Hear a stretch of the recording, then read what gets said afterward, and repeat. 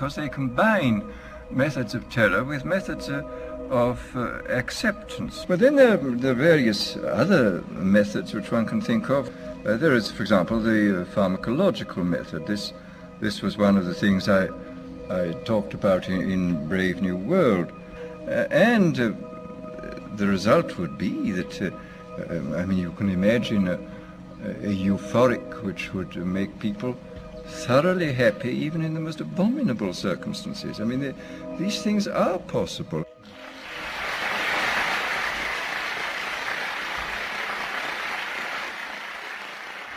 The elite have left a massive wave of destruction behind them as they cold-bloodedly experiment on civilian populations as if we are lab rats.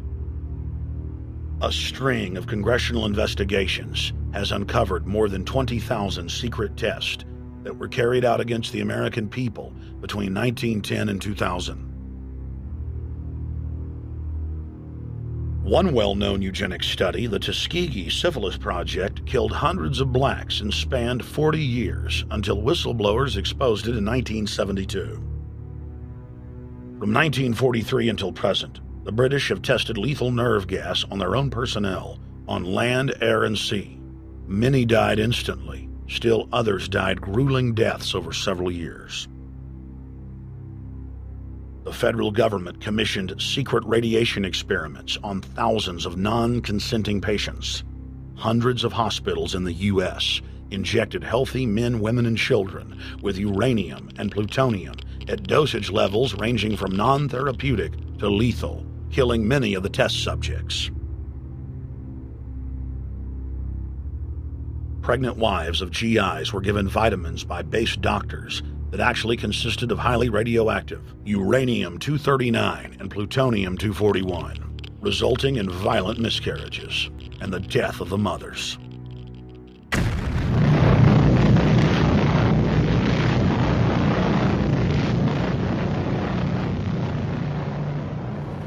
Soldiers, sailors, and Marines were used as guinea pigs in hundreds of atomic and hydrogen bomb tests. Patriotic Americans were radiated side by side with lab animals.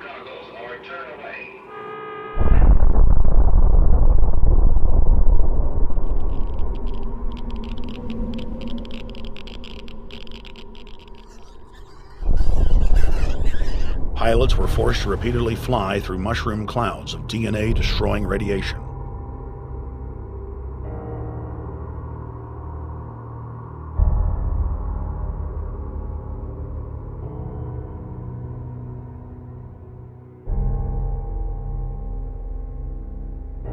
From 1951 to 1961, the U.S. Army paid Israel's health ministry 3 million lira to conduct radiation testing on Sephardic children that immigrated to Israel.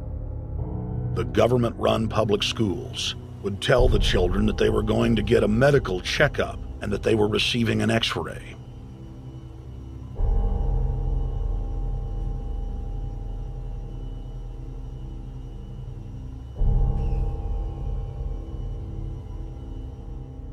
The Pentagon had already radiated more than 4,000 institutionalized children in the United States, many of which had died. More than 110,000 of the darker-skinned Jews were given 35,000 times the maximum dose of X-rays to the head repeatedly. Many of the children died within months. All of them lost their hair. Some still live today and endure excruciating health problems. The covert testing of chemical, biological, and radiological agents on unsuspecting populations continues worldwide today. From 1940 to 1979, the vast majority of the British population was sprayed by aircraft more than 2,000 times with deadly chemicals and microorganisms without ever being told. In 1968, the Pentagon tested a deadly bioweapon on New York subways and placed personnel in local hospitals to monitor the effects. Aggressive sterilization of men and women continued in many states until the mid-1980s. The United States and England are currently testing pesticides and highly toxic experimental drugs on tens of thousands of healthy foster children, many of which die as a result of the experiments. Prisons across the nation have forced inmates to participate in grisly experiments, ranging from pesticide studies to having tablets of dioxin sewn into their backs. Gradually, by selective breeding, the congenital differences between rulers and ruled will increase until they become almost different species. A revolt of the plebs would become as unthinkable as an organized insurrection of sheep against the practice of eating mutton. Bertrand Russell. H.G. Wells, Aldous Huxley, Bertrand Russell, and hundreds of other eugenicists constantly bragged about how the establishment believed themselves to be a separate, more advanced species than the common man. Top eugenicists were bold enough to admit that their real goal was not improving the heredity of the commoner, but to further dumb them down so that they could be more manageable. Nobel Prize winner Russell wrote at length about how vaccinations filled with mercury and other brain-damaging compounds would induce partial chemical lobotomies and develop a servile zombie population. Diet, injections, and injunctions will combine from a very early age to produce the sort of character and the sort of beliefs that the authorities consider desirable, and any serious criticism of the powers that be will become psychologically impossible. Bertrand Russell.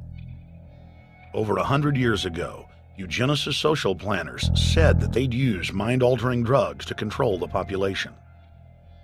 By 2007, more than 20% of the U.S. population were on some type of prescription antidepressant.